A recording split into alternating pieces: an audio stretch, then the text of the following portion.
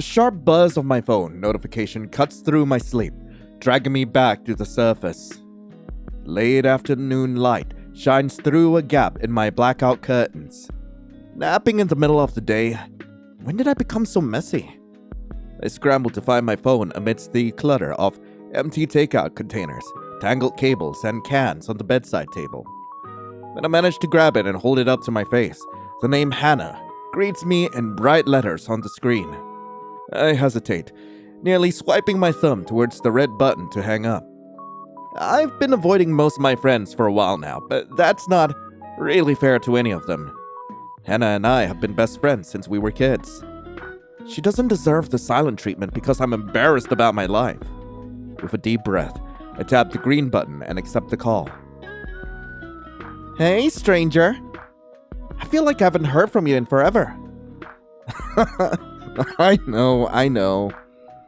I've been in a bit of a hole. Sorry. Don't worry about it. I figured you were buried in a new job or something. About that! You laugh awkwardly. Or something. Oof. Any bites at all? Honestly, not really. I've sent out so many applications, I've lost count. I can literally see the not viewed status next to half of them. That's the worst. Have you tried calling the places, like, just to remind them you exist? I used to. Everyone just told me to be patient. The manager will get to it eventually. Spoiler, they did not. That's so frustrating. Right? It's been a real energy drain.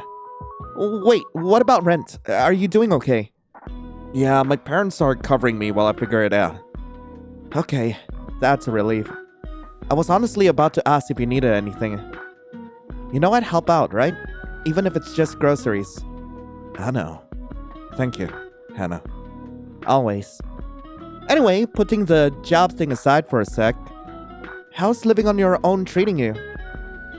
I glance around my little apartment and wince, as if Hannah were able to see it over the phone. She had come over with housewarming gifts when I first moved in. Everything was neat and tidy at the time. What would she think if she could see it now? Piles of laundry everywhere. My bookshelves cluttered with manga, old textbooks, and knickknacks. My desk a collection of worn notebooks, scattered papers sporting my scrawled writings, and several jars of pencils, pens, and a fancy writing quill that I never used, but somehow has become scraggly and sad. I try not to look up through the doorway to my kitchen where the dishes are piled visibly high in the sink. I force another smile and crack out a joking response. Could be worse. Beats a dorm room. I guess anything would feel spacious after living like that for so long. Didn't you have like 5 roommates at once? Just for one semester, but it was the longest of my life. I don't know how you got through that. Only by hiding in the corner of the campus library with my manga as often as I could. Fictional characters were so much easier to spend time with than my roommates. I had a lot of studying to do, so I just focused on that. Not that it's doing me much good right now. It feels like it's been so long since I graduated, and my life has gone nowhere. Even if it feels that way, I'm sure it's not true. You're just in a transition phase, that's all. My parents have been saying the same thing to me for over a year. This is exactly why I'm avoiding everyone. It's hard to hear the pity in their voices. Makes me feel like even more of a failure. I can't bring myself to respond to her. The longer the pause stretches, the more awful I feel. Maybe you just need a night out with friends. A couple of us are heading out for dinner later, if you'd like to join us. That's actually why I called. We've all missed you. A night without having to think about my situation might be nice. This train wreck of an apartment has been my sanctuary away from the outside world. When I sit down at my desk with my laptop or notebooks, I can lose myself in my writing without having to step foot out my door. That's been the one upside to all this. At least I can write as much as I want now with no homework, no group projects, and no roommates asking why I'm up at 3 a.m. Writing has always been my escape hatch. Awards in school, a couple competitions, placements, Just enough validation to make me think I could do it forever. But I ended up choosing the responsible path instead. A real career with a real plan. And look how well that turned out. These days, the only thing I'm building is fictional worlds where I actually have my shit together. But I also haven't seen any of my friends in far too long. The longer I avoid them, the harder it will be to see them again in the future. What am I even afraid of? None of my friends are going to judge me. That might be nice, actually. Honestly, it'd probably do me good to get out and get some fresh air. Where are you guys going? It's this cute little gastropub that opened up a month ago. It's family-owned and it's just dripping with atmosphere. Here, I'll send you the directions. Table and Ember. Got it. Thanks. See you there at 5. We say our goodbyes and end the call. I'm left sitting on my sofa and staring blarily around me. From across the room, I see my reflection in a wall mirror that came with the place. I look perfectly at home in the mess around me. My hair is falling out of the loose knot I tied it up in this morning. My eyes look heavy and bold. And the pajamas I've been in all day are stained with both coffee and ketchup from my last 2 meals. I feel sickened at the thought of any of my friends walking through the door and seeing me like this. I get up from the sofa and head to the bathroom to make myself presentable. Getting ready takes longer than it should because every step feels like I'm gearing up for battle. By the time I'm out the door, I almost feel like a functioning human being. Almost. Getting here took a bit longer than I expected, but the rustic charm wins me over fast. It's the kind of place where you can take your family, but still order margaritas, which I was told are a must-have. The atmosphere blended nostalgic familiarity with a modern edge. The perfect example of this was the wall of exposed brick and hanging greenery in the waiting area. The fall vintage display came with a remote to adjust the lighting for the perfect social media photos. Once we were all there, it was the perfect icebreaker to gather in close and snap a picture. We were going to have fun tonight, no matter what troubles we'd brought with us. Despite that, I still dread a conversation with any of them. I knew at some point they'd realize that I didn't have anything meaningful to talk about like they did. At least, that's what I thought until Hannah started talking about deja vu and multiverses. Hannah can be a bit ditzy sometimes, but her uplifting energy really is captivating. Okay, listen, I'm serious. Deja vu could literally just be different timelines intersecting for like a few seconds.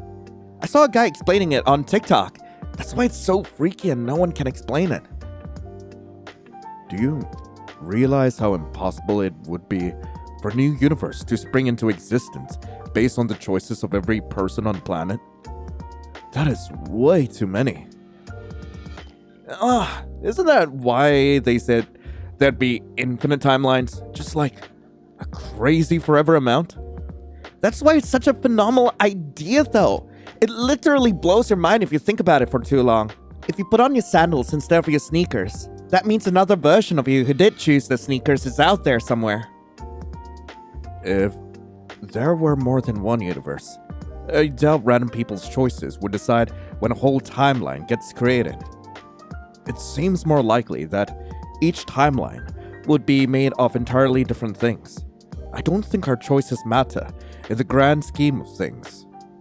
We're shaped by the choices we make. If you'd taken a different path in life, who's to say you'd still be the same you? Otherwise, it's like every person on Earth is playing God every day without even knowing it, just by making choices they aren't even thinking about. That's what I mean! The weight of every choice is so far beyond anything we can comprehend, just like the number of timelines or universes that might be out there. This is why you're a social media manager and not an educator, selling grand concepts based on emotion instead of facts. You teach high school band, Jordan. Get off your high horse. There are a lot of facts that go into managing social media for a major corporation. I'll tell you that much. It's much more involved than you think. So is high school band. Hey, you haven't chimed in on this whole conversation. You have any theories on deja vu? Yeah, Do you think there's another version of you out there who believes Hannah's theory? Oh, shut up. It's not my theory. I'm just repeating what I heard. But yeah, what do you think? I've never really thought about it. It does seem really far-fetched, but it's a neat concept. Maybe there's a version of me out there who found a good job right out of college. There, I did it. I mentioned it before anyone else could. I knew it was going to happen at some point, so while listening to them all talk, I decided to be the one to bring it up in my own time. While they were talking, I was already on my second margarita, which kinda helped me gather some courage. Wait, you have a job, don't you? I thought you were all lined up with some company before you graduated. I thought so too. They told me I had a promising future and that I should come in for an interview once I was done with school. I've heard that line before. Jordan, you are such a pessimist. I just keep things real. That's not the same thing. You're a stick in the mud either way. Are you this drab around all your bright-eyed high school students? Most of them have bad attitudes and misery complexes. I'm the teacher who gets them and listen to what they have to say. I can see how you're doing well in that job. I wish I could find a career as fulfilling as that when I went in to interview for my dream job. Oh god, the alcohol that gave me the liquid courage earlier is really not helping me keep from dragging the mood down. It came down to me and one other applicant. A few weeks later, they emailed me to say they went with the other guy. That is so awful. Sounds like they led you on and then backstabbed you as soon as they could. Sounds like my ex-boyfriend. I told you not to date an e-boy. But he had the cutest piercings and the sluttiest little waist. Can you two get a grip already? Our friend is in a crisis here. Really sorry that happened. But that's kind of what you need to expect from big companies. I wasn't interested in that kind of job myself, but I hear that the competition can be ruthless. Didn't you have a second and third job option lined up just in case? I did, but both of them fell through too. So, lower your standards.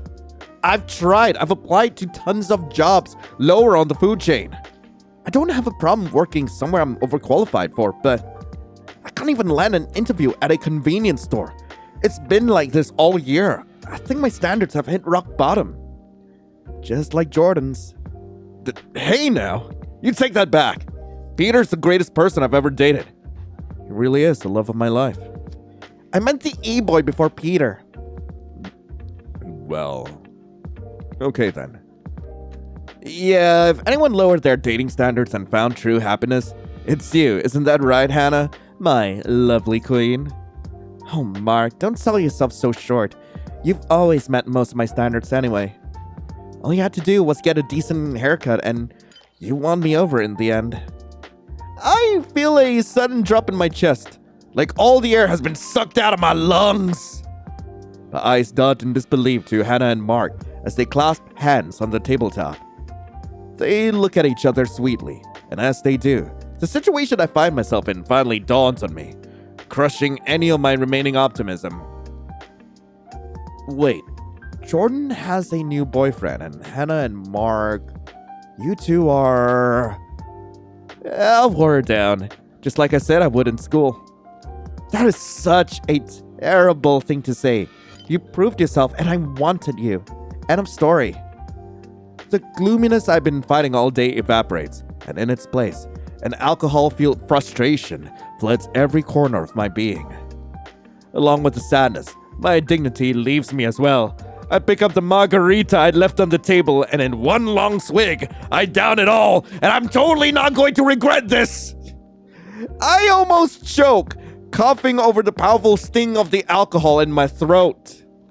I see my friend staring at me with astonishment through my watery eyes.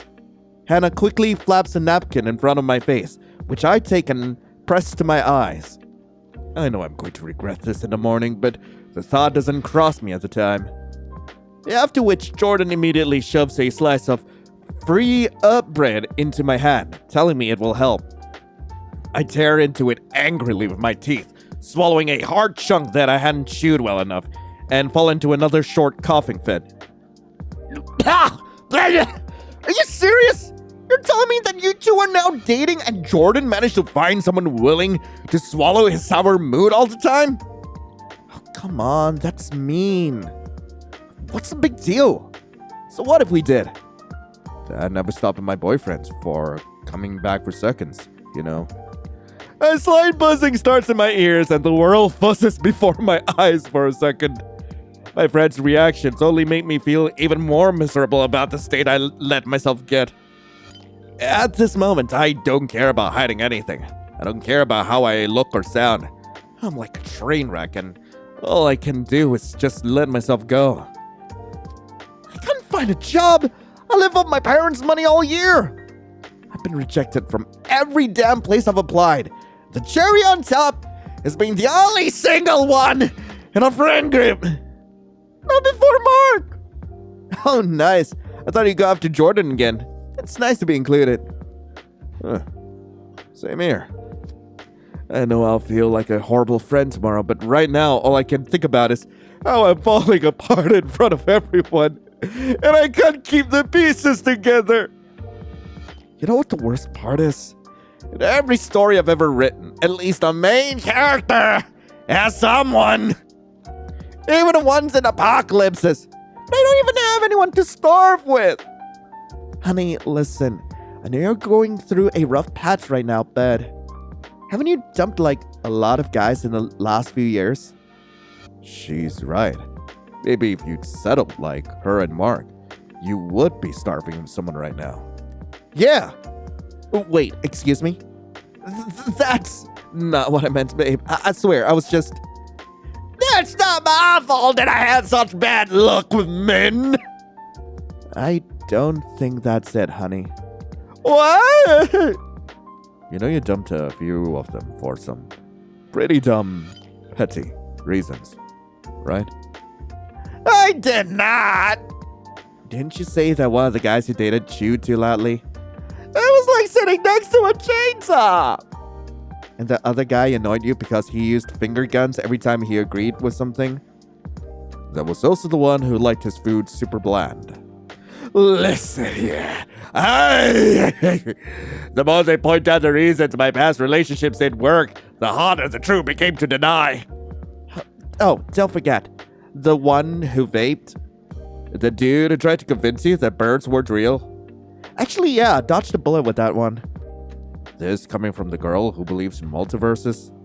I didn't say I believed in them. I just thought it was a cool theory. Birds not being real is a pretty cool theory, too. You guys don't get it! I'm someone who's a hopeless romantic.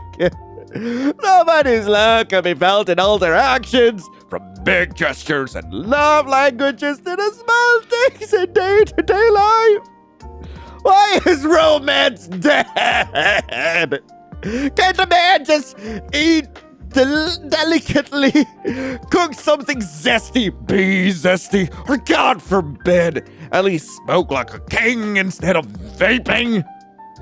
There's a short, awkward pause before I fall into a bout and sip at the last remaining drops of my margarita again.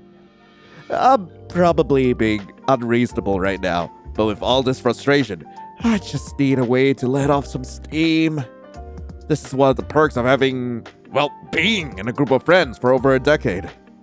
I know they won't take this to heart, but they'll still give me the truth as bitter as it might taste. Listen, Lion, we all know how hard it is being single. Sometimes it's no big deal. Other times it hurts like hell being alone. But maybe, if you keep an open mind, you'll be able to find someone who will care for you as much as you do for them. I know he's trying to comfort me, but I am not in the mood. The cork of my self-pity has popped right off, and there was no putting the toothpaste back in the tube. I frowned at Jordan and defiantly tried to take another sip of my now empty drink. Hannah chimes in. Have you thought about calling up any of your exes that you might, I don't know, be able to tolerate? Since you're that desperate anyway. They are lacking romance, Hannah. Remember? It's so overrated in the long term, Lion. It's nice sometimes, but too much of it makes it less special. That's why Mark and I are doing so well. Wow, thanks, babe. Anytime. See how adorable you two are together? It's not fair! Where did I go wrong? We've been trying to tell you, but you're not really listening at this point. Somewhere in my mind, I hear and believe Jordan, but right now it's much easier to drown out the truth and self-pity. I'm starting to feel the sharp edges of my frustration smoothed away into a dull ache in my head and chest. My friends are still trying to comfort me, even pitching guys they know, but after all that, the alcohol is really starting to creep up on me. I sit up from the table too quickly and the floor seems to tilt beneath me. I clutch the corner of the table for balance as my words come out more slurred than I expected. I'm going home now. Jeez, I knew you downed those margaritas too fast. Can you even get home by yourself? My heart sinks even lower. When I ordered the drinks, I thought I'd be staying at the restaurant long enough for it to wear off.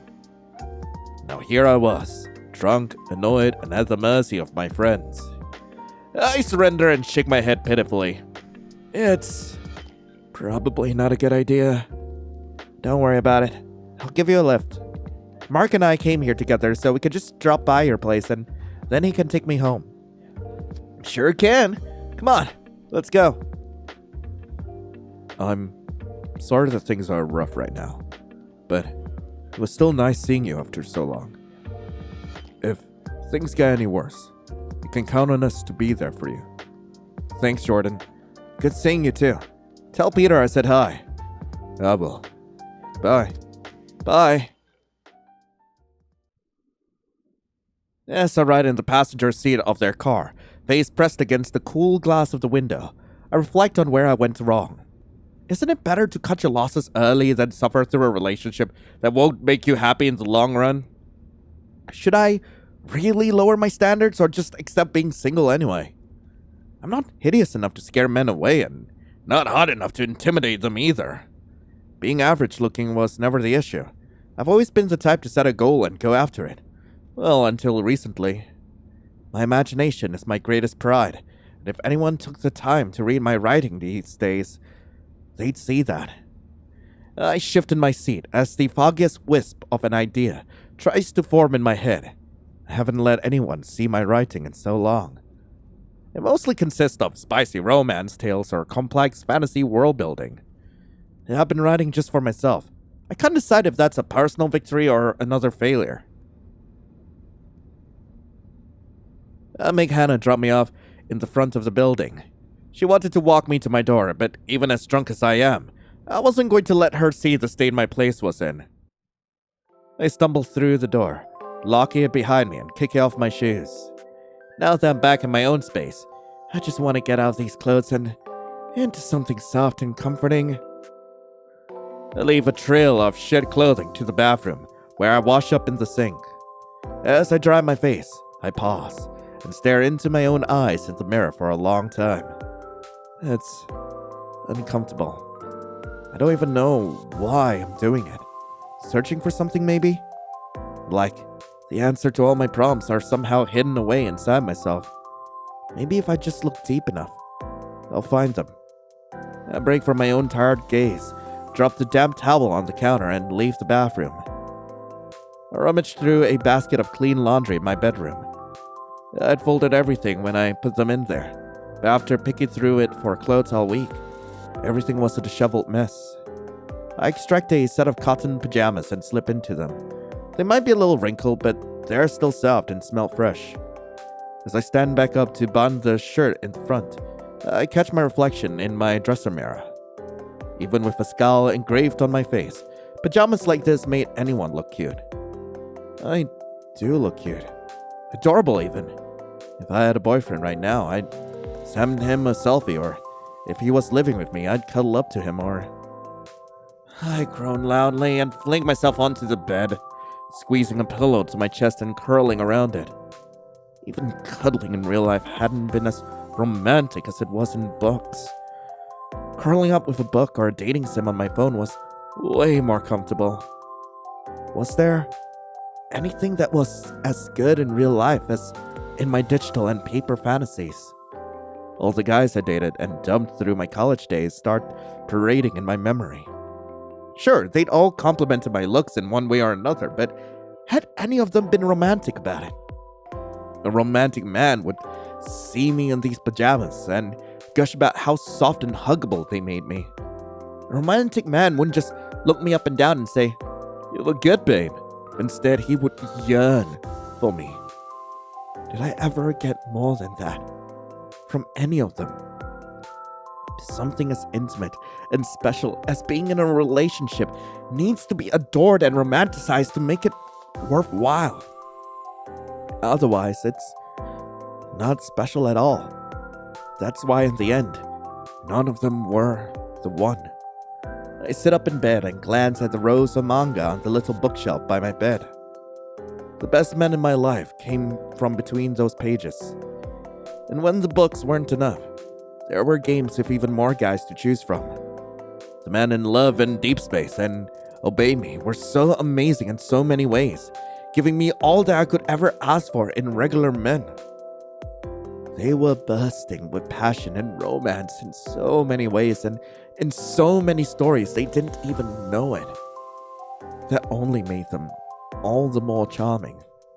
My eyes travel along the spines of the books, lovingly reading the familiar titles and being filled with sparks of affection for each and every one.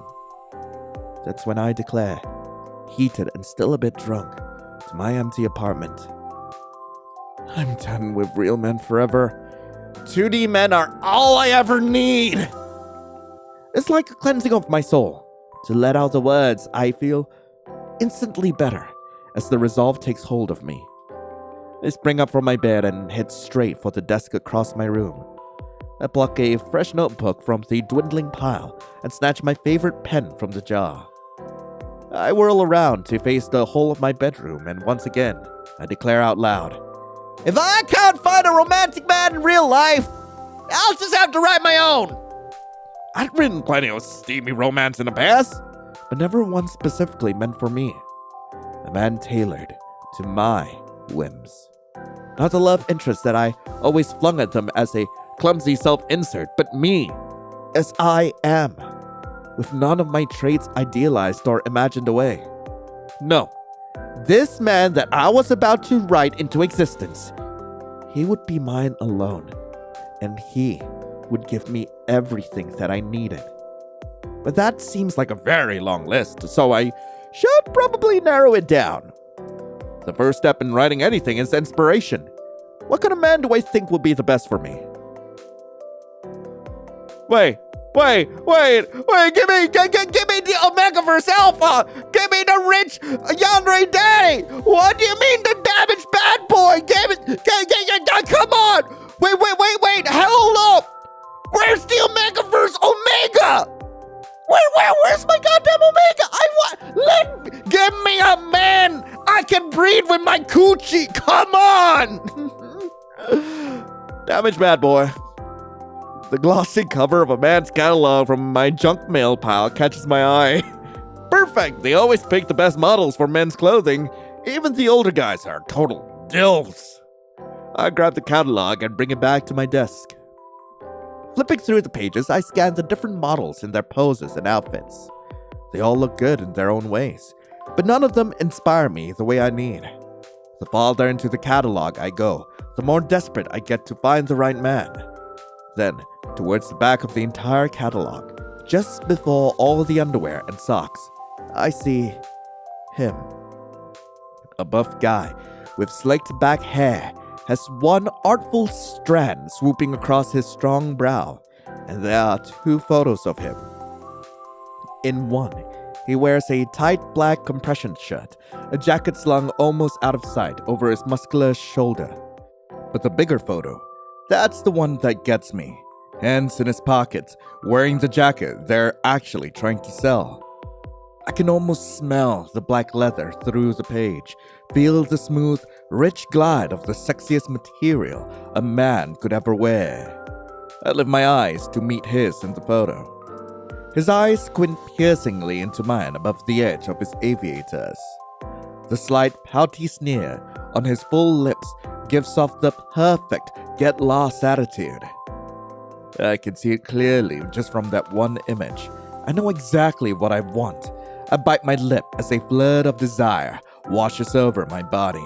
And let's be honest, it didn't take much these days after being single for so long. I steady my shaking fingers, flip open the brand new notebook, and ready my pen to write. I stare at the model in the catalog and picture a slightly different version of the real-life man behind him. I was done with actual men after all. I close my eyes and form him in my mind. He looked just as tall and buff as the model, only with darker hair and bluer eyes. The model had freckles, but I want them gone. They're too cute for the guy I'm picturing. No, this guy's skin is slightly tanned from riding his motorcycle. His hands are rough, a working man's hands. I can imagine what those hands feel like all over my body, and I squeeze my thighs together, my imagination still running wild with the details. His clothes are far rougher and more worn than the pristine outfit given to the model. His jeans are thin at the knees, covered in stubborn oil stains in a few places.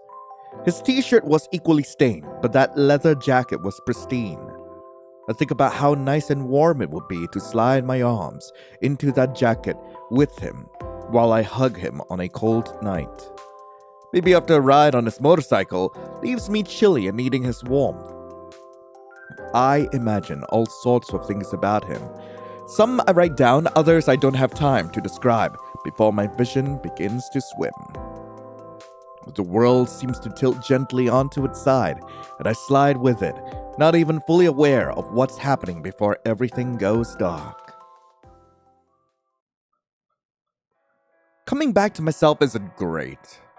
My temples are throbbing like someone's flicking me between the eyes. My stomach feels like it's twisting itself, and all my limbs are numb while somehow sore at the same time. I lift my head, and my cheek peels away from the paper of my notebook, somewhat stuck to my face. I must have fallen asleep first in my own writing.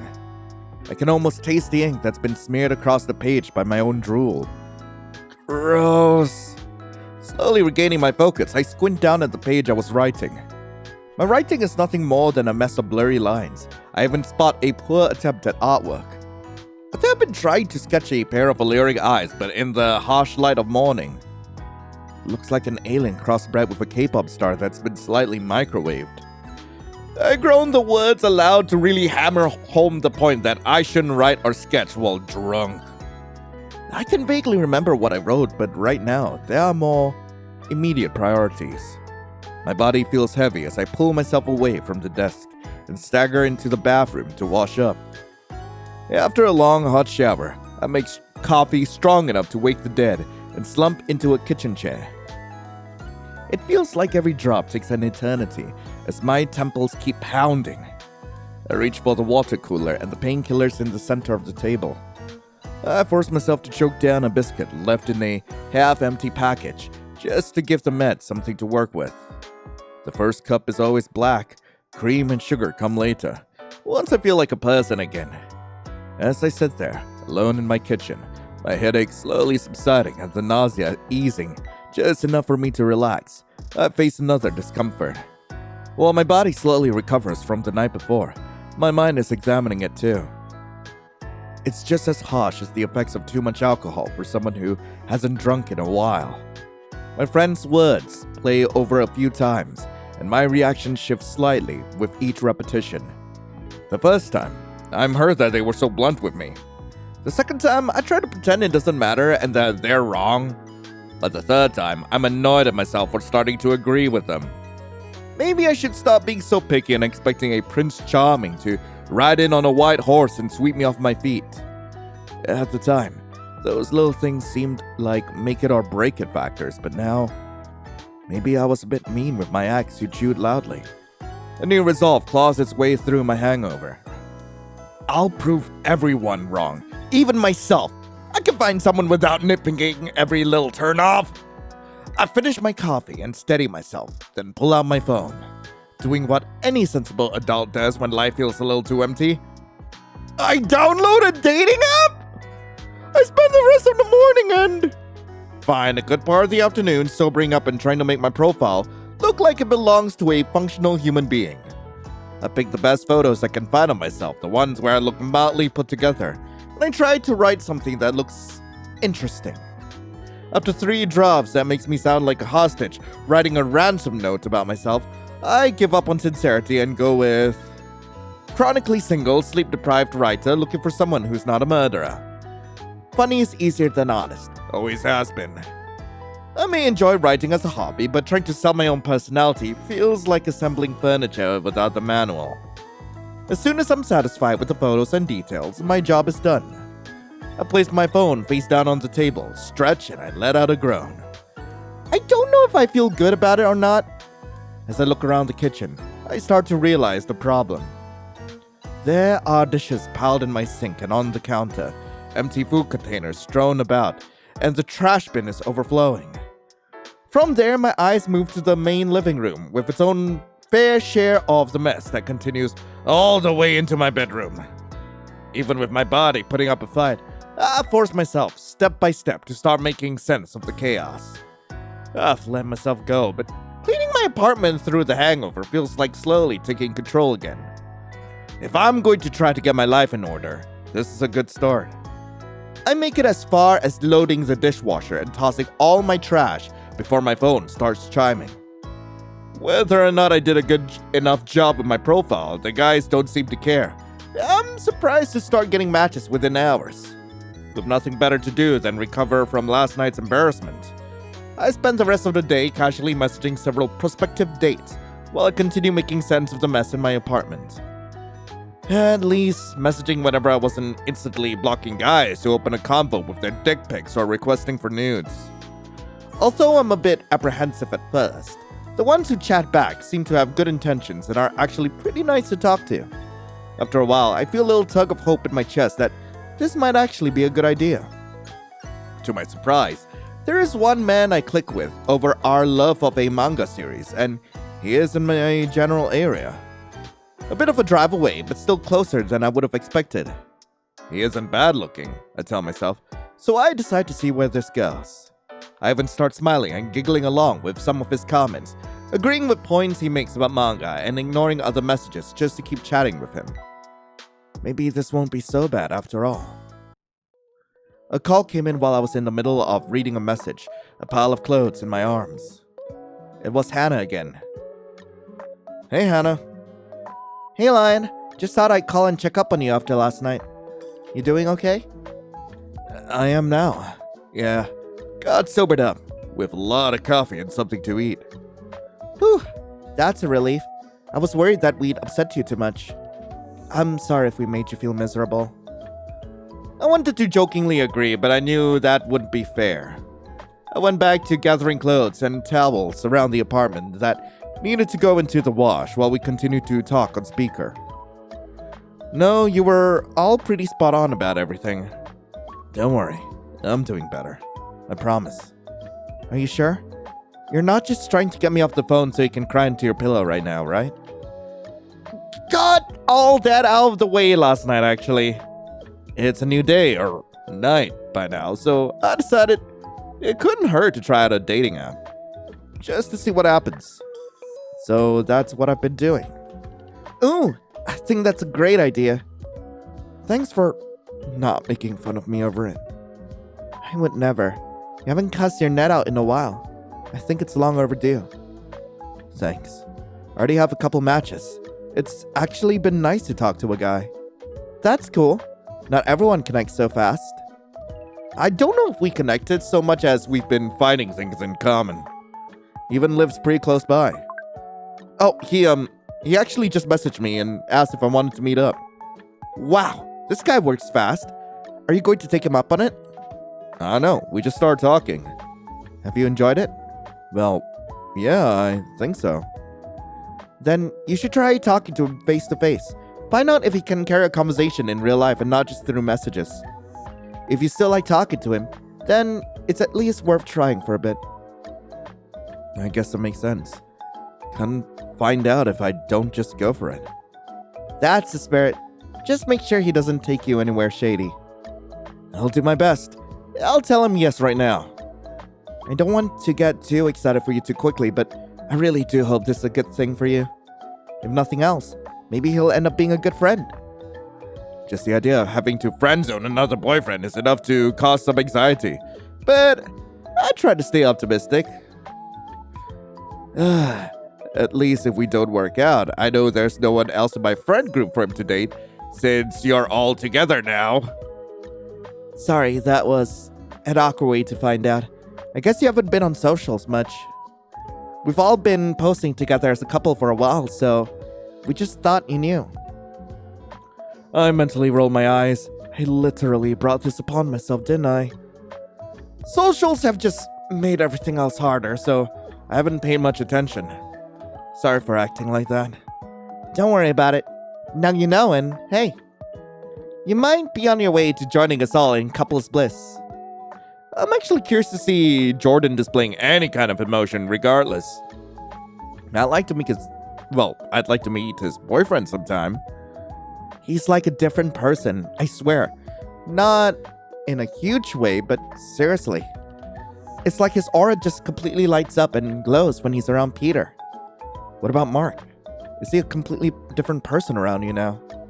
Oh no, he's still an airhead, but now he calls me babe. I smile softly, but a creeping loneliness seeps into my chest. I swallow it down. I won't let it get in the way of being happy for my friends. Just as long as you're both treating each other right. Of course we are. It's easier for us to be together since we've known each other since middle school. I thought that would be an obstacle, but no. Turns out, when you know someone that long, you really know them. True. You always knew about the fanfictions I wrote all through school instead of paying attention in class. And you know all about the fanfiction I commissioned from you too. I still have that notebook tucked on the shelf somewhere. I thought it was so naughty, but really, it wasn't so graphic as what I write these days. Speaking of, how's your writing going anyway? Ever think about making it your career or even a side gig or something? You were always so talented. I've thought about it, but nah, I just write for myself. If you say so, I think a lot of people will pay for some spicy romance when it's tastefully well written. Perhaps something to fall back on? Usually it's the other way around with a creative passion and a corporate position. Life is just weird right now. I understand. Hey, you just go on the date. Meet this guy. See where it goes. Don't forget to tell me all about it afterwards. If you don't hear from me, just assume I was murdered. Or it went poorly. Don't even joke about that. How about you text me the address when you know where you're going? Just to be sure. Once I know, you'll know. I have to go. Mark couldn't get my attention, so he bet himself that he could jump from the sofa in the living room to the kitchen counter. What the fuck? I gotta go make sure he's okay, because if he broke something, I'm the one who has to explain to my paramedic why my boyfriend thought he could fly. Okay, in the background I hear Mark say, "It's all good, babe!" You better take care of that.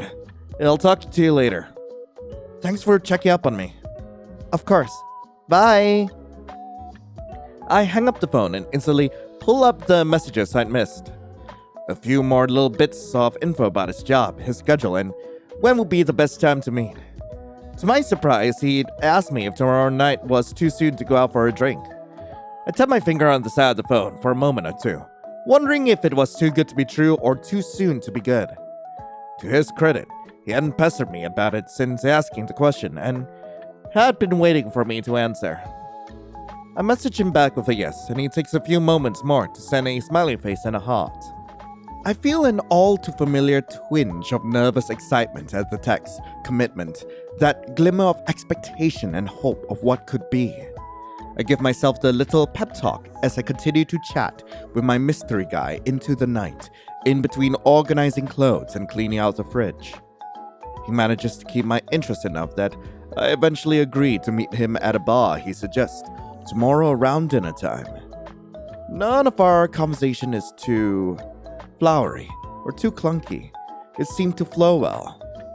We learned a bit about each other, talked about the music and shows that we enjoyed, had a few little disagreements about minor things. It felt normal, harmless even. I tried to say that was fine, but I was also hoping that he'd start flirting with me when we met in person. When the conversation naturally wound down and we'd said our goodnights, I set my phone aside and headed to my desk.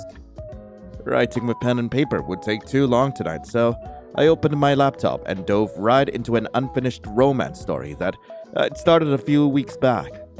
I had run out of steam on it, but now steam was all I had. I poured all of it onto the blank page. Passion, rampant desire, declarations of love worthy of a Hallmark movie. All the good stuff that flooded my brain with that sweet, sweet dopamine.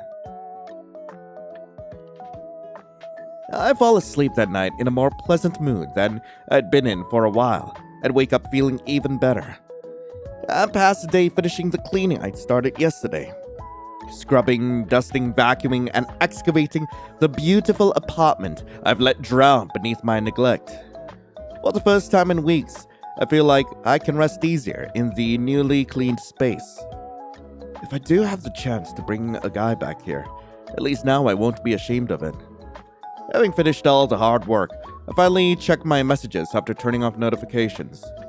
I've had other guys messaging me even after I went to sleep. My mystery guy sent me a good morning text and the address for our date spot. It isn't too far away, but it's slightly outside my usual driving radius, not that I've been going anywhere lately.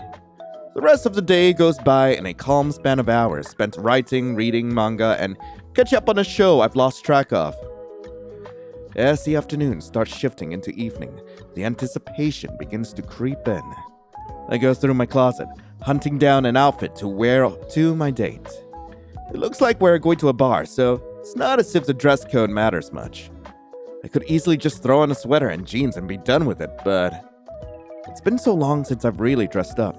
Longer still since I've gone for a look meant to knock it out of the park. Nothing wrong with going overboard once in a while. Ooh, gorgeous black dress and makeup, fancy blazer and stylish black buttoned shirt.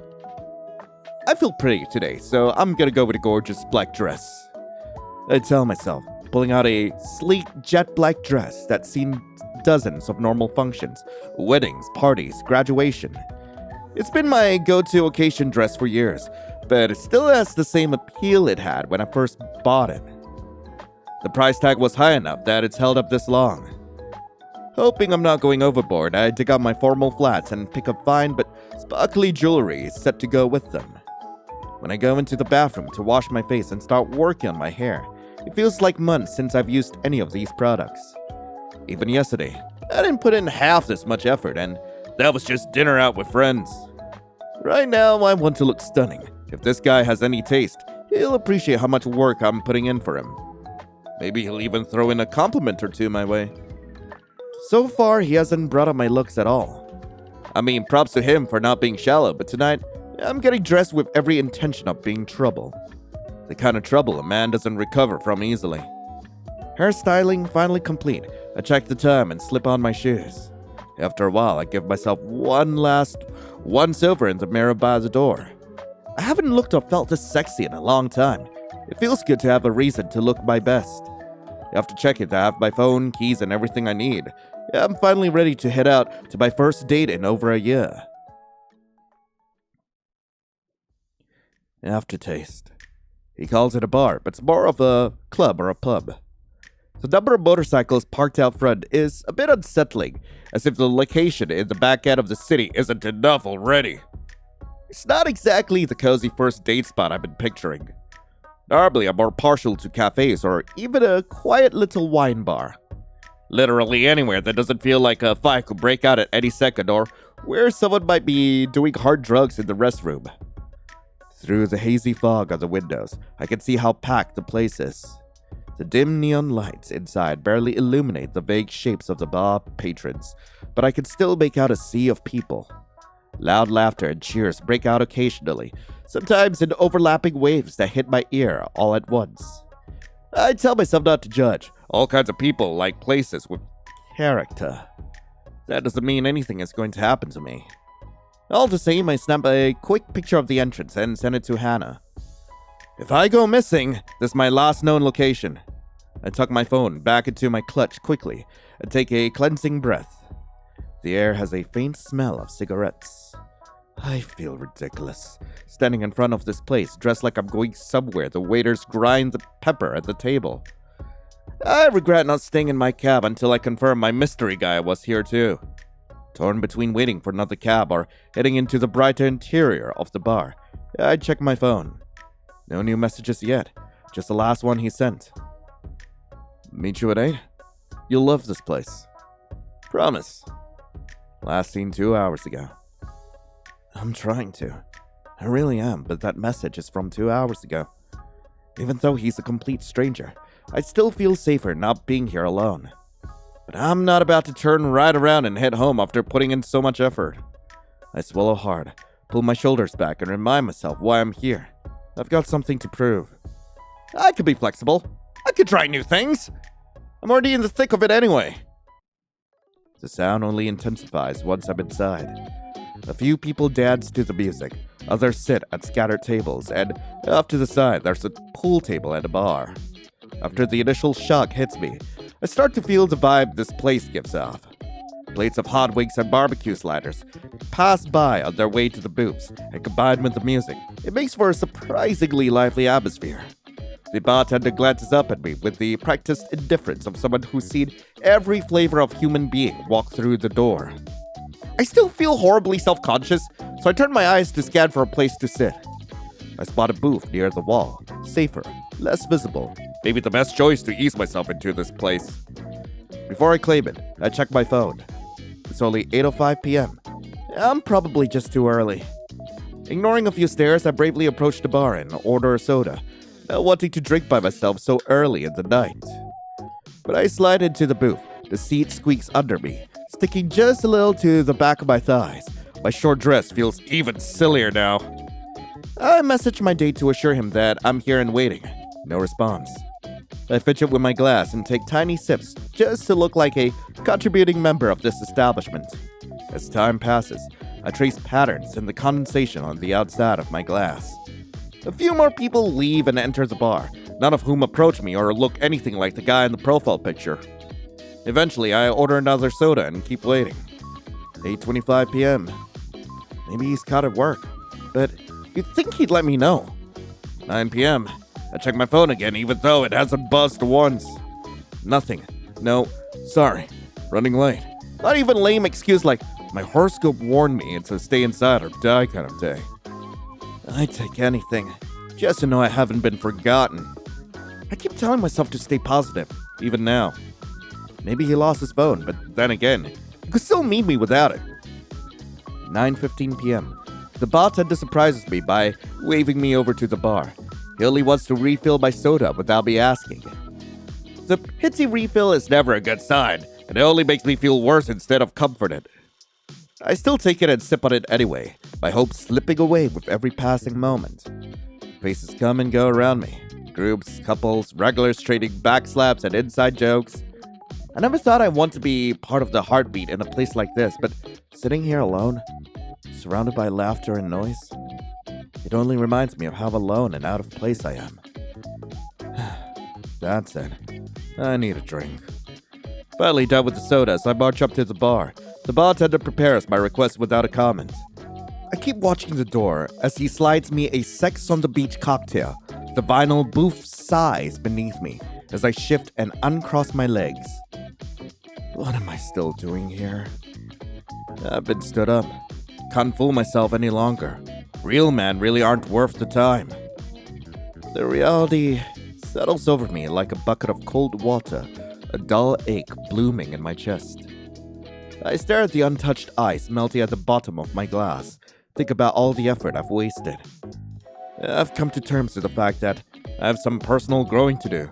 Maybe being single is more my problem than the men I've dumped.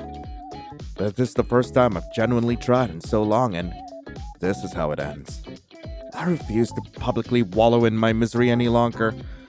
I'm already prepared to drown myself in romance manga when I get home to ease the sting. Taking out my phone, I start pulling up an app to schedule a ride home, annoyed at myself for not doing this earlier. Before I can, however, a shadow falls over me. I look up, thinking it's the bartender coming over to kick me out or give me another pity drink. But the words die in my throat the second I see who's actually standing there. Standing over me is a whoa! This guy's huge, both in a tall and broad kind of sense. His shirt is doing him zero favors, or maybe that's the point, judging by the confident look on his face. It's tight enough to leave nothing to the imagination, and because I'm sitting down, it's all right at the eye level. Once I realized my eyes went straight for his chest, and I haven't even looked at his face, I snap out of it. When I finally look up, he's already smirking, so that answers whether he noticed. I try very hard to maintain eye contact and not let my gaze drop to his boobs, to where his shirt is clinging for dear life across his boobs. That's when I notice a slit through his eyebrow and the single earring in his right ear. His ink black hair is straight, silky, and long enough to be tousled away from his face. And he opens those full, smirking lips to talk to me. Well, now, that's a hell of a dress to be sitting alone. Hello there! You get lost on your way somewhere. Okay, that's kind of corny, but after the night I've had, corny feels like poetry. His voice has a low, rough grain to it. I just stare at him, frozen. I can't remember the last time someone looked at me so boldly, with that kind of slightly mischievous heat behind their expression. Can I help you? It comes out sharper than I intend, but tonight, I'm out of warm welcomes. His smoldering grin widens, completely brushing past the acid in my voice. Without an invitation, he casually slides into the booth across from me. The leather creaks as he props his elbows on the table, leaning to the side with his chin resting in his hand. You look like you had a rough night. Let me guess. Either someone made a terrible mistake tonight, or you didn't plan on coming here alone. Yeah, my date ended up ghosting me. I'm instantly embarrassed by the thin wobble in my voice, but he doesn't seem to mind. He nods once with a seriousness that feels surprisingly sincere. And then he leans forward a little more, resting his forearms on the table and tilting his head as if he's studying a piece of art. His loss. Seriously though, who picks this kind of place for a first date and then doesn't show? That's a special kind of stupid. It's a strange kind of comfort, being defended so bluntly by a stranger. I'm not sure whether to be unsettled or grateful. Are you always so candid? I ask, unable to shake the watery nerves from my tone. He simply shrugs. Life is too short to keep playing games, and you don't get extra time for playing it safe. If you want something, you might as well reach for it. He pauses, holding my gaze. Name is Rat. What's yours? Lion. Nice to meet you. Never been here before. Have you? I scoff, morbidly amused, and find enough of my footing to respond sarcastically again. How could you tell? The way you're dressed was my first clue. Second was the way you kept checking your phone like it's a lifeline. Third, you ordered a sex on the beach at a place like this. Dead giveaway. I feel my cheeks flush hot with embarrassment, but his tone isn't mocking. If anything, he sounds almost fond? In my defense, I've never been stood up before, so this is new territory. Well, you are handling it better than most. Some people would have run out of here crying by now. Who says I wasn't planning to do that in my car? He laughs. It's a genuine, deep, rumbling sound that I can feel in my chest from across the table. Fair enough. But here's a better plan. He signals to the bartender with 2 fingers raised, a practiced gesture that suggests he's a regular here. The bartender nods without question. So, is this what you do? Pick up strangers and try to make them feel better? I'm not trying to make you feel better. Then what are you doing? Talking to someone I wanted to talk to. Don't make it more noble than it is. He leans in slightly. How about you let me salvage what's left of your night? I can't undo the asshole who stood you up, but I can at least make sure you don't leave feeling like shit about it. I mean, I'm pretty sure you can leave me feeling something else by the end of the night. Something shifts in my chest. This is exactly the kind of thing that happens in the fantasies I write. The mysterious stranger who appears at the perfect moment, the one who makes you feel like the only person in the room. I should be cautious. I should be smart. I was just stood up by one stranger from the internet. Oh God, what am I doing? Falling for some random guy's smooth words? I want this so badly, to feel wanted and have someone look at me the way he's doing right now. It's making it really hard to think straight. You don't even know me. Not yet. But I know you got all dressed up for someone who didn't deserve the effort. I know you're still sitting here instead of running away, which means you've got more guts than you give yourself credit for. And I also know that if some guy is too stupid to show up for you, then maybe you've been wasting your time on the wrong kind of man. The bartender arrives with 2 bottles of beer, the good craft kind, not the cheap stuff, and sets them down between us. Red slides one towards me. I pick up the bottle, just to have something to do with my hands, and take a small sip. It's bitter and hoppy. Nothing like the sweet cocktail I ordered before, but somehow actually tastes really good. That's somewhat accurate. I have a good eye for these sorts of things. Part of the job. What job? I'm a mechanic. Run a custom bike shop across town. You work on enough bikes, you start noticing patterns. Where things wear down first tells you how people actually ride, and what problems they tend to neglect. Okay, be honest with me. Do you rehearse this stuff, or does it just come out of you like that? He laughs again, that same warm rumble, and shakes his head. No, I just call it how I see it. So, what do you see when you look at me? The question comes out more vulnerable than I intend. I blame the beer, or maybe the fact this man has made me feel more in 5 minutes than my actual date managed in days of messaging. Red doesn't answer right away. Instead, he leans forward again, elbows on the table, and really looks at me. His gaze is intense, slow, deliberate, and entirely unlike my interactions with anyone else, but never leering. Honestly, I'm not sure yet. The answer catches me off guard. I expected another smooth line. You ordered a soda first, switched to a cocktail about an hour in. That tells me you showed up planning to be responsible. You wanted a clear head for whoever you were meeting, but he never came. So you gave up on being careful. That's the vibe of someone who actually cared to make it work, but is tired of getting disappointed. The rest, I'd have to stick around to figure out. I don't have a comeback for that one. Just a man admitting he doesn't have me figured out yet, but wants to. It makes me want to let him try. My breath catches as I realize I still haven't given him a reply. You're not what I expected tonight. Good. Expected is boring. For a moment, neither of us speaks, but it's a comfortable silence, as if we are both just taking in the moment and appreciating the company. Then, Red's lips curve into that devastating smirk again. Now here's what I think. I think you spent way too long waiting for something to happen. So, how about you stop waiting and do something different for a change? Something different. Can't get anywhere new if you keep on taking the same roads. So, you staying here nursing that cocktail? Or are you coming with me? Coming with you where? Does it really matter? Oh my God! The question hangs between us. It should bother me that the answer is no. I stare at his outstretched hand. This is crazy. This is the kind of thing Hannah would tell me not to do.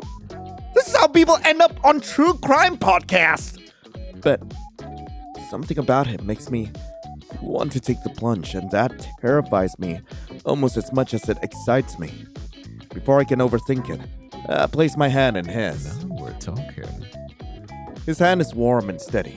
He pulls me gently to my feet, and I'm suddenly very aware of how close we are. He's a bit taller than me, and the leather of his jacket creaks softly as he moves. He doesn't let go of my hand right away. Instead, he looks at me with calm eyes that still burn underneath, like a promise. You coming? It's not really a question. It's a dare. And the worst part is, it's working. I should say no. I should absolutely say no. I don't even know you. Then let's change that. He leads me through the crowded bar, weaving between tables and patrons with the ease of someone who belongs here.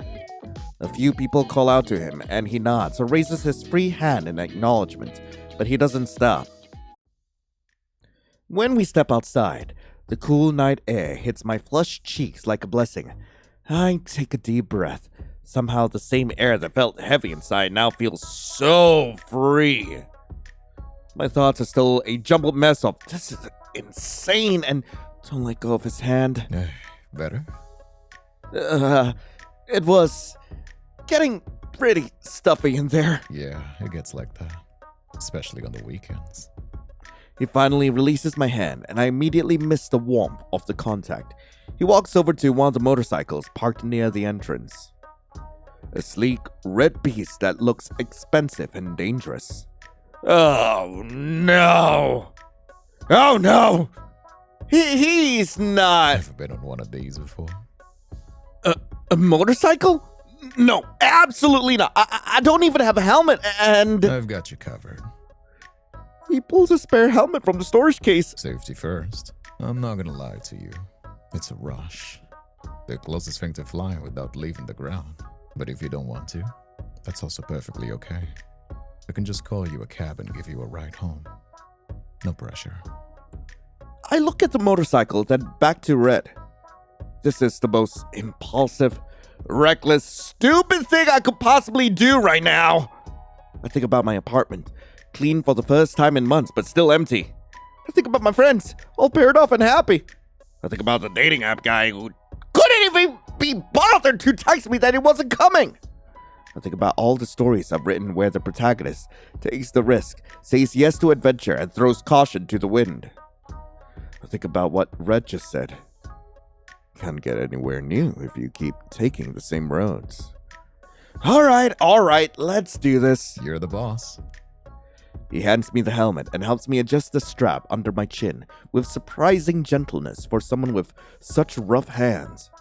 His fingers brush my jaw, and I swear to God, I can feel my cheeks burning beneath the visor. You're gonna want to hold on tight. Wrap your arms around my waist and lean when I do. Don't fight it. This kind of bike is a different beast from regular models. Don't fight it. Got it. And hey, Yeah. trust me. I climb on behind him, I just riding up my thighs in a way that would normally make me self-conscious. But right now, I don't care. I ran my arms around his waist like he told me to, and oh fuck! I can feel his muscles through the thin material of his shirt. Firm and soft at the same time. Oh, the warmth. Are you ready? No, yes, I don't know. Perfect. Let's go for a joyride. The engine roars to life beneath us, a thrumming vibration that echoes through my entire body. He slowly accelerates as we make our way out of the parking lot, and then we burst forward as we hit the main road. The world blurs around us. Wind rushes past, cool and sharp against my exposed skin. The city lights turn into streaks of neon color. I tighten my arms around Rhett and press my cheek against his back, feeling the steady rise and fall of his breathing. He wasn't lying. This is freedom.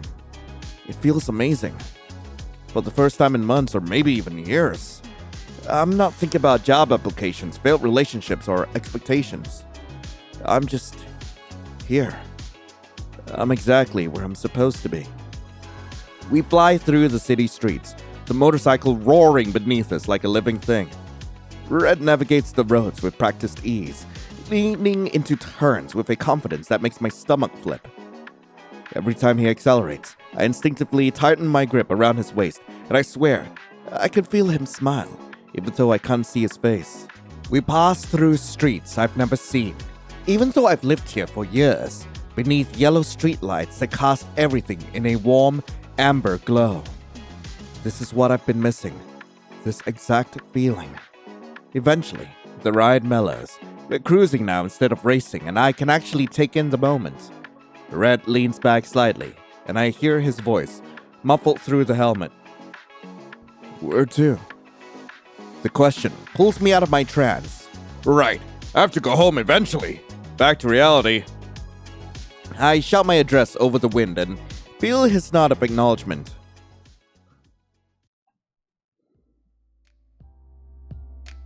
Soon enough, we're turning onto familiar streets, the buildings I pass every day. Rat pulls up in front of my apartment building and cuts the engine. The sudden silence is almost jarring after the constant rumble of the motorcycle. My ears are still ringing. My hands are still shaking. I'm not even sure I can feel my legs. I climb off the bike, my knees unsteady. I can't tell whether it's from the ride or the adrenaline crash. Red swings off after me and takes my helmet, his fingers brushing mine as I hand it over. So, was it worth it? I realize I'm grinning like an idiot. That was incredible. I've never felt anything like that. Those words do wonders for a man's ego. He's looking at me with that same intensity from the bar, like I'm the only thing worth paying attention to in the entire world. My skin feels warm despite the cool night air. Thank you for tonight, and you don't have to say anything. Sometimes the best nights are the ones that don't need words. There's a beat of silence. I should probably go inside. The night is over. But I don't want it to end. Had a good time tonight. Me too. The best I've had, and honestly, I can't even remember. The words come out more vulnerable than I intend, but I don't take them back. It's true. Tonight feels like magic. Then we should do it again. I freeze for a split second. Really? Why do you sound so surprised? You think I do this just for anyone? I don't know. Do you? I'm half joking, but there's a real question underneath. How many others has he swept off their feet just like this? But Red just shakes his head, that practiced smile playing at his lips. Nah, you're different. You barely know me. I know enough to want to know more. It's not a grand declaration. It's not a promise, but somehow that makes it feel more honest than anything else he said tonight. Most people walk into the bar and try to blend in, order whatever everyone else is having, sit where they're told. You sat in the corner booth, that outfit, and ordered a cocktail with a straight face. Either you're fearless or you've got no idea what you're doing. Can't it be both? Usually is. Plus, you didn't say no when I offered you a ride home. Most people would have. Most people are probably smarter than me. Most people don't know how to live. He's close enough now that I have to tilt my head back to look at him. Close enough that our noses could almost touch. His fingers softly brush the side of my cheek, but he doesn't push any further. He waits for me to close the gap. His lips meet mine, slow at first. Then his hand slides to the back of my neck, fingers threading into my hair, and the kiss becomes passionate. Like he's finally stopped holding back. I want to see you again. I'd like that. Next weekend, Saturday? Is that too soon? Maybe not soon enough, but the words are already leaving my mouth. Sounds like a plan. Good. I'll pick you up. 7? Wait! The realization hits me suddenly. How will he pick me up? He doesn't have my number. We haven't exchanged my contact info at all. Can I get your number so we can, plan? Sure. Here you go. He pulls out his phone and hands it to me. I tie my number and hand it back. He glances at it, then immediately calls me. My phone buzzes in my clutch. There. Now you have mine. Perfect. I'll text you tomorrow about where we're going. Somewhere special. More special than a motorcycle ride? You'll see. He reaches out and tucks a strand of hair behind my ear, the same gentleness from before, lingering for just a moment against my cheek. Get some sleep. You've had a long night. Talk to you soon. He pulls back and I immediately miss the contact. He swings his leg back over the motorcycle and pulls on his helmet. Good night, Lion. Good night, Red. He starts the engine and the roar cuts through the quiet night. With one last look, those intense eyes visible even through the helmet's visor, he pulls away from the curb. I stand there and watch him go, the sound of his motorcycle fading into the distance until it's swallowed by the ambient noise of the city. I kick off my shoes and immediately pull out my phone. His number is there, saved but unnamed. I stare at it for a moment before typing Red. It feels silly adding the motorcycle emoji, but also perfect. As I'm standing there, stalking his empty chat, my phone buzzes with a text. After a mini heart attack, I realize it's just Hannah. You alive? Been hours since you texted. Getting worried. Guilt crashes over me. I completely forgot to update her after the initial text from the bar. She probably thinks I was murdered and dumped in a river somewhere. I'm so sorry. I'm home and safe. Long story. We'll call you tomorrow and tell you everything. She responds almost immediately, confirming my suspicions. You better. Sweet dreams. I set my phone down and head to my bedroom, already peeling off my clothes. When I catch sight of myself in the mirror, I pause. My hair is a windblown mess. My cheeks flushed.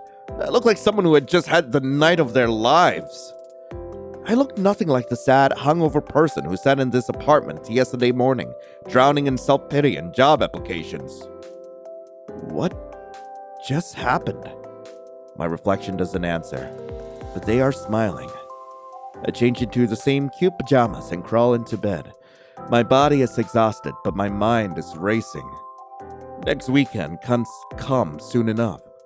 I reach for my phone one more time, pulling up his contact. No profile picture, just the number and that little motorcycle emoji. Should I text him? Thank him again for tonight. Let him know I got inside safely, or is that going to sound desperate? But before I can, my phone buzzes. A text from Red. Sleep tight. Next time's gonna be even better. I'm grinning again. I type back. Can't wait. Then I set my phone on my nightstand, pull my blanket up to my chin, and close my eyes. For the first time in months, I think I'm gonna get a good night's rest. Maybe real men aren't so bad after all. Maybe I just needed to find the right one, right? I slowly wake up, feeling better than ever. For a moment, I just lie there staring at the ceiling, blinking as I rub the sleep from my eyes. Last night plays through my mind like a movie I can't stop rewatching. My fingers drift to my lips. I grab my phone from the nightstand, and there it is, Red, with his text from last night still on my screen. My heart flutters all over again. I read his message 3 more times. God, I'm pathetic. But I don't even care. I get out of bed with more energy than I've had in months. I go to the bathroom, and as I brush my teeth, I catch my reflection grinning back at me like an idiot. The person in the mirror looks happy, the kind of person who lives in the moment. He even rode on a hot stranger's motorcycle last night. Who are you? After a quick shower, I throw on comfortable clothes and head to the kitchen. I'm actually hungry for the first time in days. Usually I skip breakfast entirely. I make myself a real meal. Scrambled eggs, toast, and fresh coffee. As I sit down with my plate, I realize I need to call Hannah. She's probably been worried sick. And honestly, I'm dying to give her tea about last night. I pull up her contact and hit call, sitting down at the table and taking a bite of eggs while it rings. Oh, thank God! I've been checking my phone every 5 minutes. Are you okay? What happened? You said you'd tell me everything. Hannah, breathe. I'm fine. Better than fine, actually. Better than fine? What does that mean? Did the guy actually show up? No, he didn't. I got completely stood up. What? That asshole! I knew I should have... Wait, why do you sound so happy about it? I can't help but grin as I take another bite of toast. Because, while I was sitting there feeling sorry for myself, someone else showed up. No, No, wait. Tell me everything right now. Don't you dare leave out a single detail. And so I do. All the way to the kissing and leaving me at my door. Oh my god, this is like something out of one of your stories. The mysterious biker who sweeps in at the perfect moment. Lion, this is insane. I know, I keep waiting to wake up and I realize it's all some elaborate daydream. So, when are you seeing him again? Please tell me you got his number and didn't just ride off into the sunset like some kind of modern Cinderella. We're planning another date next week. Probably Saturday? There's a pause on the other end of the line. Saturday, as in this Saturday? Like, in 6 days. Yeah, why? Lion, sweetie, Saturday is Jordan's birthday. The words hit me like a splash of cold water. Jordan's birthday. His birthday party that he'd mentioned in our group chat. The one I completely forgotten about in the chaos of riding through the city like I was in a music video. Oh no, I completely forgot. We've been planning this for weeks. We're all meeting at that bowling alley he likes. That retro one with the arcade games. I pressed my palm against my forehead. How could I forget? I really fucked up on this one. But Red, the thought of canceling on him makes my chest ache in a way that feels too intense for someone I just met. Yeah, I can reschedule Red, it's fine. Jordan's birthday is more important. I mean, yeah, but Lion, I'm a little worried. About what? About last night. I mean, don't get me wrong, I'm really happy you had fun. You deserved a good night after everything you went through, but you got on a motorcycle with a complete stranger and rode off into the night. That's actually really dangerous. I feel a wave of defensiveness rise in my chest. I know Hannah means well, but the way she's saying it makes me feel like a child being scolded. I wasn't being reckless. He gave me a helmet and he knew what he was doing. He owns a bike shop, Hannah. He's a professional. I know, but you don't really know him. Or at all, actually. He could have taken you literally anywhere. What if... But he didn't. He took me home safely, exactly like he said he would. Okay, but what if he hadn't? What if he'd been some creep who... He wasn't. That's in a different route. I have good instincts about people, Hannah. I know it sounds crazy, but I felt safe with him. More alive than I've felt in a long time, actually. There's another pause. I can practically hear Hannah choosing her words carefully on the other end. I trust your instincts. I worry about you. Especially after everything you've been going through lately. You've been really isolated and now there's this perfect guy who shows up at exactly the right moments. It feels... I don't know. Like a movie. And real life isn't usually a movie. The words settle uncomfortably in my stomach. I know she's right to be concerned.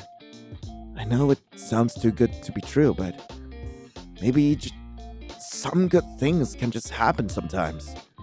Maybe I'm allowed to have something exciting for once in my life. You're right. I'm sorry. I don't want to rain on your parade. You deserve to be happy and hey, if this guy makes you happy, then I'm happy for you. Just promise me you'll be careful. I promise. I'll text Red about rescheduling. Jordan's birthday comes first. Thank you. He'll really appreciate you being there. And hey, maybe you can bring Red to the next group thing. We'd all love to meet him.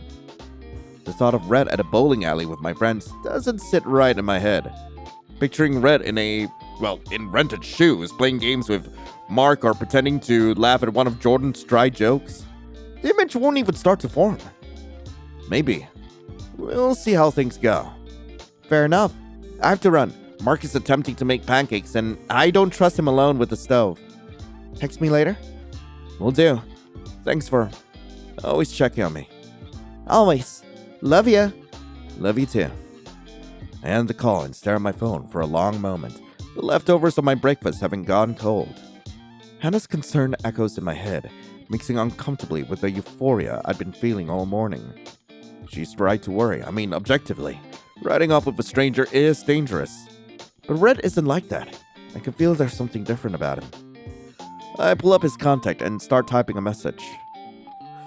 Oh, man! This is gonna suck.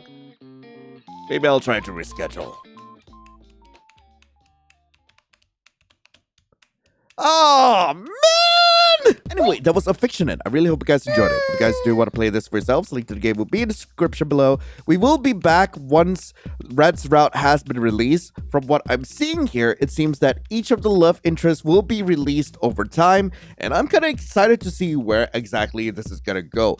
There seems to be like this whole thing where you are basically writing your love interest into existence. I'm not sure if that's actually the thing or if it's just a wild coincidence, but it would be really funny if you actually did write like these scenarios that you actually put yourself into. It will be a really fun concept if that is where they're going along with this. But honestly, even as a standalone automate, this actually did warm my heart playing through, and I'm excited to see how they're going to be developing each of the love interests. But in the meantime, thank you all so much for watching. Hope you all have a lovely rest of the day, and as always, I'll be seeing you in the next video. This is Lion, signing off. Ciao.